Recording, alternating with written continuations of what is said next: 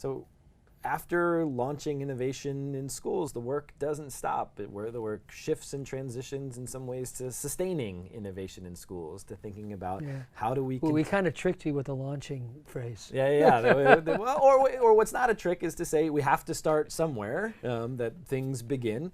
But it's not one of the things that can be incredibly frustrating to teachers and people in the education community is when one thing starts and you do it for a while and you discard it, and then you start something else and you do it for a while and discard it, you start something else. And so part of what we want to be able to do is have people develop instructional improvements that they're continually building upon, that in fact we don't set it aside and discard it. We say, okay, now this is a more kind of entrenched part of our practice. This is a now more settled thing that we have, that we may decide that there's more work to be done to continue to iteratively improve it, and we may also say, now it's time to shift our focus to what the next thing looks like. I don't know if it's worth talking about a little bit, as organizations shift from launching innovation to sustaining innovation, what does some of that shift in thinking look like?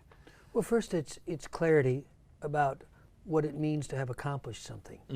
And that's why I think what you said is right on. You've begun to embed a certain practice.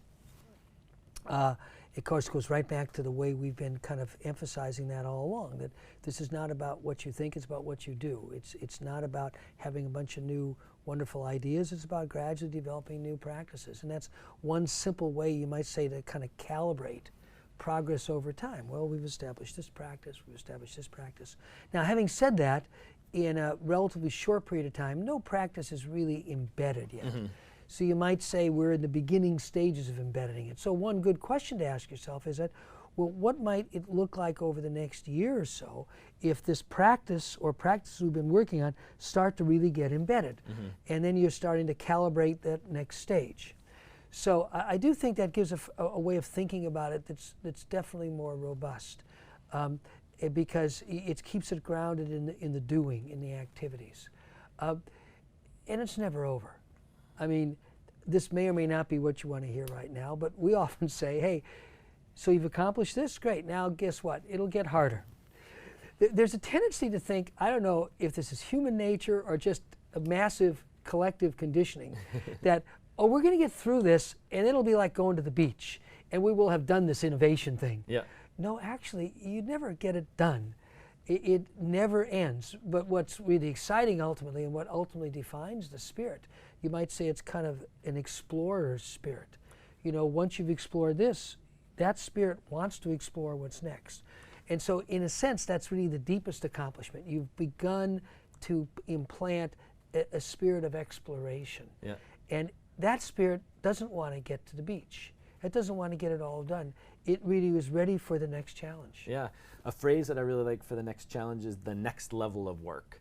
The sense that that maybe what we're working on right now is sort of this level of work, but we always want to be attentive to what's the next level of work, that there's no room for instructional improvement to stop. We always have opportunities to continually figure out what else can I be doing to make this learning environment a richer one, a more powerful one, a more nurturing one for the students that I am working with.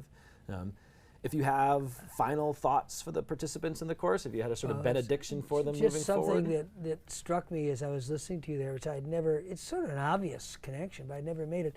Probably most of us as educators, if we were kind of to list what are the 5 things we most hope to instill in students. It's not this bit of knowledge or that bit of knowledge. It'll obviously be something that's more transcendent. Probably one of the things we'd all agree on is a real love of learning. Right? That we're preparing our students to be lifelong learners. Well, you just said the exact same thing for us as educators. And I said, I never thought about that. How do we kind of cultivate the spirit in a school of lifelong learning? That, oh yeah, what's the next challenge? And I think, we go back to something we've said a few times. You don't teach what you know, you teach who you are. The kids are ultimately always tuning into who you are. That's the deeper learning. If we can start to build that spirit of the next challenge, that's probably the best thing we can ever do to cultivate lifelong learners. And that seems to be connected to this idea that you've written so much about of the learning organization. That one of the features of the learning organization is that there's a whole community of people who are committed to constantly learning, that it's students, that it's teachers, that it's administrators, that it's parents. That probably one of the things that we find is that in places where there are the richest opportunities for student learning, there are also the richest opportunities for administrators to keep getting better, for the adults in the community, the teachers in the community to keep getting better. And maybe that's a good place to end, is to think about one of the sort of longer term goals of all of this work, is to say that we've created a culture that hasn't just supported this one innovation, but is really a fertile field for ongoing learning for everyone who's part of the community, from the students all the way on down and up. Yeah, I think that's exactly right. That's the real spirit of the enterprise that you're after. It's interesting, as you were saying that, I was thinking, here we are sitting at MIT. We can kind of almost take it for granted, but I think we are living in that sort of environment here. And you think, how did that get started?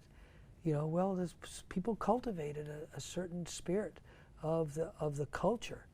And I mean, you're part of the Media Lab. We take people from all around the world, just have them walk in the door and they go, wow, this is really different. What's going on in here? They feel the energy right away. So I think that's what we'd, of course, love to see in every school. People walk in the door and they go, wow, what's going on in here? Yeah. That's a different school. That sounds great.